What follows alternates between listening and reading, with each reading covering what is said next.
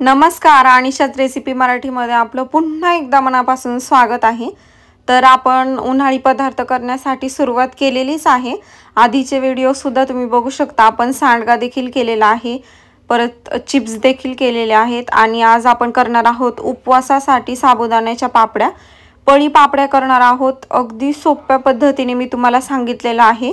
1 kilo साबुदाणा मध्ये किती पापड्या होतात हे दाखवलेलं आहे आणि तुम्ही बघू शकता किती सुंदर अशा पांढर शुभ्र पापड्या झालेल्या आहेत आणि साबुदाणा आहे तो असा दुप्पट तिप्पट फुललेला आहे।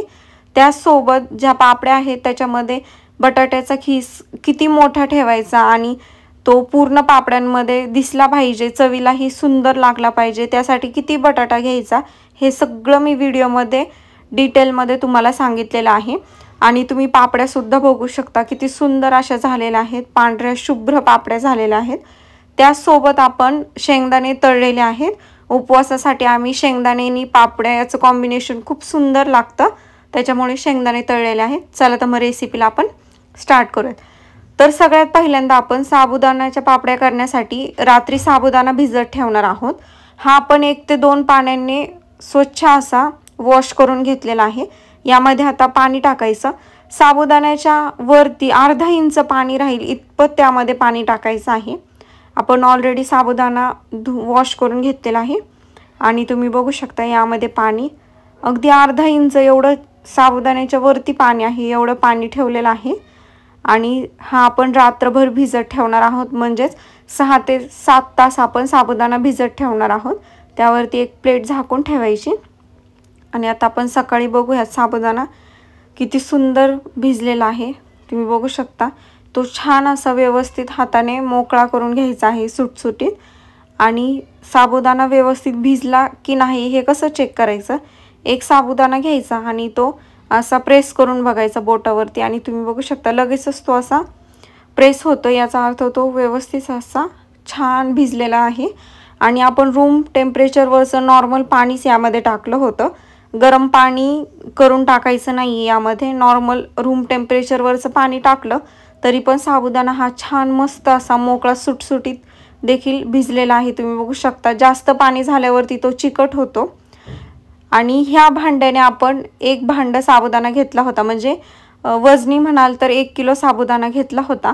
सेम आता त्याच भांड्याने आपण 5 भांडे पाणी घेणार आहोत। तुम्ही कुठल्या पण एका भांड्याने साबुदाणा मोजून घ्या, त्याच भांड्याने 5 भांडे पाणी घ्यायचं आहे। पापड्या करण्यासाठी इथे आपण 5 भांडे पाणी पातेल्यामध्ये टाकलेलं आहे। त्यावरती मोठी प्लेट झाकून ठेवायची आणि त्याला एक उकळी काढून घ्यायची आहे। तोपर्यंत आपण त्यामध्ये बटाटा टाकणार आहोत। इथे आपण 1 किलो साबुदाणा घेतला आहे, त्यासाठी आपण इथे 1 किलोच बटाटा घेतलेला आहे। तो व्यवस्थित असा स्वच्छ धुवून घ्यायचा आणि त्यावरचं साल आहे ते काढून घ्यायचं आहे। व्यवस्थित असा मस्त छान बटाटा घ्यायचा आहे, त्याचं साल आहे ते छान पातळ असायला हवं, म्हणजे ते इझिली साल निघतं। आणि अशा प्रकारे आपण आता सगळ्या बटाट्यांचे साल काढून घेणार आहोत। व्यवस्थित असं सगळ्या बटाट्यांचे साल काढून घेतलेले आहेत आणि बटाटे पाण्यामध्येच ठेवायचे कंटिन्यू, नाहीतर ते काळे पडतात। त्यामुळे आता आपण बटाटे खिसून घेऊयात। त्यासाठी तुम्ही इथे बघू शकता खिसणी आहे ती आपण जाड घेतलेली आहे, मोठी थोडीशी, खूप जास्त बारीक असती ना जी गाजर हलव्यासाठी आपण यूज करतो ती खिसणी घ्यायची नाहीये, त्याने म्हणजे बटाटा आहे तो पापड्यांमध्ये दिसतच नाही, म्हणजे खूप तो शिजला जातो। त्यामुळे अशी मोठीच घ्यायची आहे खिसणी। आणि खाली भांड्यामध्ये सुद्धा पाणी घ्यायचं आहे, म्हणजे खिस आहे तो डायरेक्ट पाण्यामध्ये पडेल। आणि बटाटा असा आडवा पकडायचा आहे, जेणेकरून जो खिस आहे तो मोठ्या साईजमध्ये भेटेल आपल्याला। आणि उभा पकडला तर खूप छोटा छोटा असा खिस होईल आणि तो पापड्यांमध्ये व्यवस्थित असा दिसणार देखील नाही। त्यामुळे आडवा बटाटा पकडायचा आणि आडवा बटाटा पकडून छान असं खिसून घ्यायचं आहे।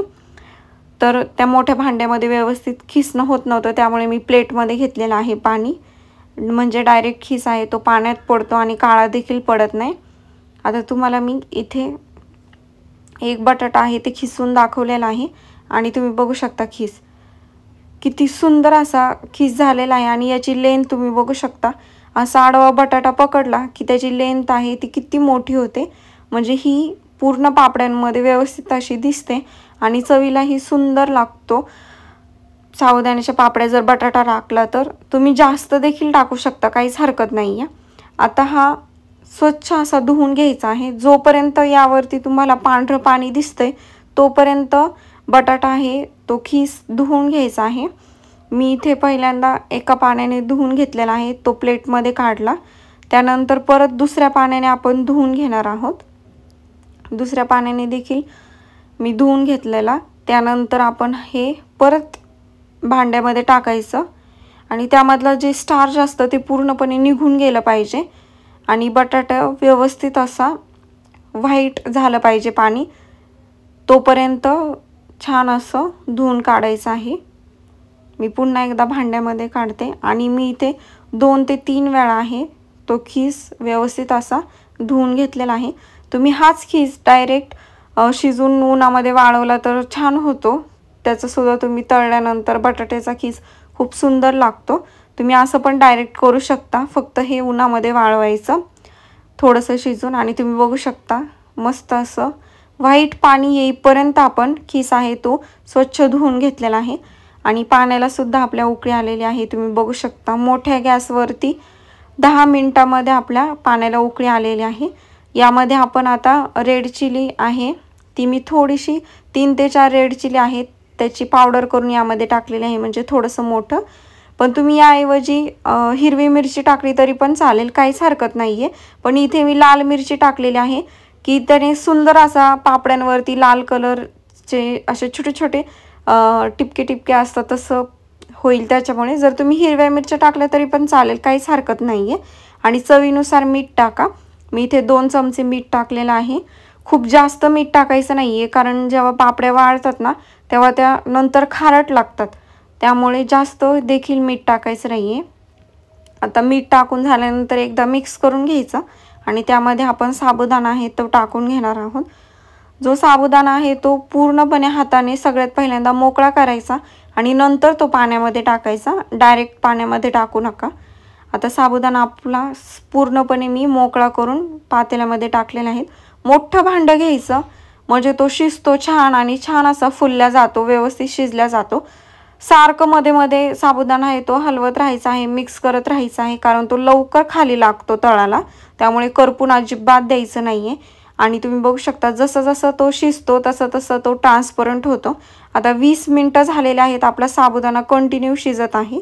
20 मिनिटानंतर आता जो बटाट्याचा खीस आहे त्याचं तुम्ही बघू शकता पांढरं शुभ्र असं पाणी आहे, तो बटाट्याचा खीस आपण आता साबुदाण्यामध्ये टाकणार आहोत।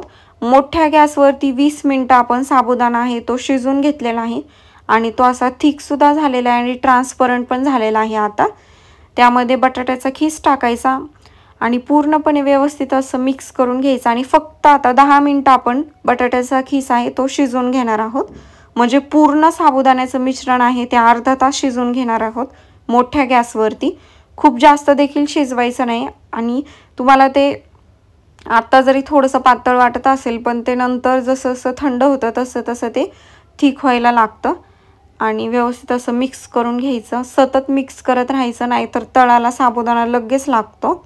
आपण हलका आता 5 मिनिटं फक्त यावरती प्लेट झाकून ठेवणार आहोत। आता 5 मिनिटं झालेले आहेत, आपण एकदा प्लेट काढून घ्यायची आहे आणि साबुदाणा आहे तो चेक करून घ्यायचा आहे आणि तुम्ही बघू शकता मस्त असा ट्रान्सपरंट झालेला आहे। आणखी 5 मिनिटं असं शिजून घेतलेलं आहे आपण, म्हणजे 10 मिनिटं अर्धा तास पूर्ण आपल्या पापड्यांसाठी आपण साबुदाणा आणि खीस 10 मिनिटं असं अर्धा तास शिजवून घेतलेला आहे। साबुदाणा देखील ट्रान्सपरंट झालेला आहे आणि बटाट्याचा खीस देखील शिजलेला आहे। खूप जास्त गाळ नाही करायचा, थोडासा कच्चाच ठेवायचा, म्हणून तो व्यवस्थित असा साबुदाण्यामध्ये दिसतो। तुम्ही फक्त 10 मिनिटं शिजवा। आता एका छोट्याशा भांड्यामध्ये आपण मिश्रण काढून घ्यायचं पापड्या घालण्यासाठी, कारण बाकीचं मिश्रण हे थंड नाही झालं पाहिजे, म्हणून त्यावरती प्लेट झाकून ठेवायची। कुठल्या पण प्लास्टिकच्या यावरती तुम्ही पापड्या पळीने घालून घ्यायच्या आहेत। तुम्हाला जेवढ्या मोठ्या हव्या असतील तेवढ्या तुम्ही मोठ्या साईजमध्ये करू शकता। आणि मी इथे जे व्हिडिओमध्ये दाखवले आहेत 3-4 त्या थोड्याशा मोठ्या झाल्या होत्या जरा, मला नंतर असं वाटलं की ते खूपच मोठ्या झाल्यात, म्हणून मी बाकीच्या ज्या आहेत ना त्या खूप अशा छोट्या छोट्या घातलेल्या आहेत, म्हणजे लवकर एका वेळेस मस्त अशा तळल्या देखील जातात आणि जास्त तेल सुद्धा घ्यायला लागत नाही आपल्याला। पापड्या तळताना, म्हणून अशा छोट्या छोट्या मी पापड्या घातलेल्या आहेत. तुम्ही बघू शकता सगळ्या पापड्या छान अशा उन्हामध्ये टेरेसवरती घालून घेतलेल्या आहेत. जास्त पसरवायच्या नाही आहेत, फक्त पळीने ठेवायच्या आहेत. मेन जे प्लास्टिकचं आहे त्यावरती. आणि पूर्ण मी उन्हामध्ये ह्या 2 दिवस वाळवलेल्या आहेत कडक उन्हामध्ये. आणि तुम्ही बघू शकता पापड्या वाळलेल्या आहेत आणि किती सुंदर अशा आरशासारख्या झालेल्या आहेत, ट्रान्सपरंट मस्तच.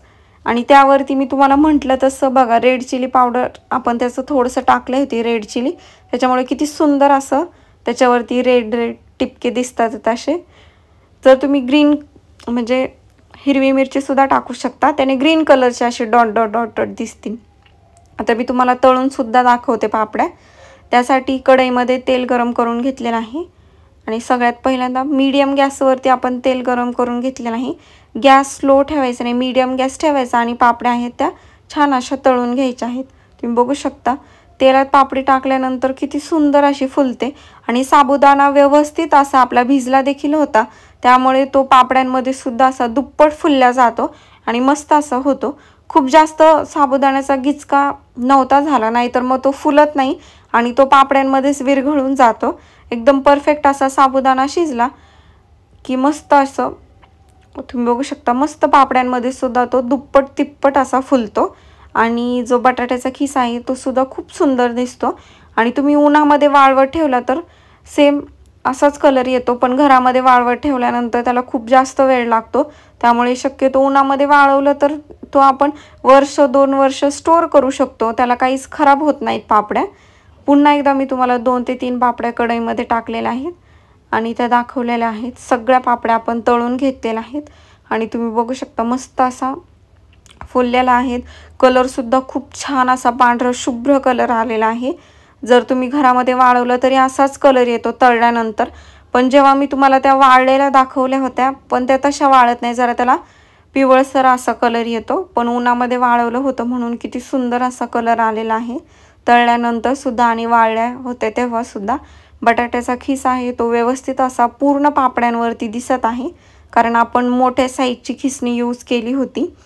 तुम्ही अनिशाज रेसिपीला सबस्क्राईब केलं नसेल तर चॅनलला सबस्क्राईब करा आणि बेल आयकॉनवरती क्लिक करा, म्हणजे तुम्हाला माझ्या नवीन व्हिडिओचे नोटिफिकेशन येतील. आणि तुम्हाला रेसिपी आवडली असेल तर मला कमेंट करून नक्की सांगा. अशाच नवीन रेसिपीसोबत आपण पुन्हा एकदा भेटूया. त्याआधी व्हिडिओला लाईक करा आणि व्हिडिओला शेअरसुद्धा करा. तुम्ही बघू शकता मस्त असं त्याचा बटाट्याचा खिससुद्धा दिसत आहे मस्तच. पुन्हा एकदा भेटूया अशाच व्हिडिओसोबत. Thank you, bye bye.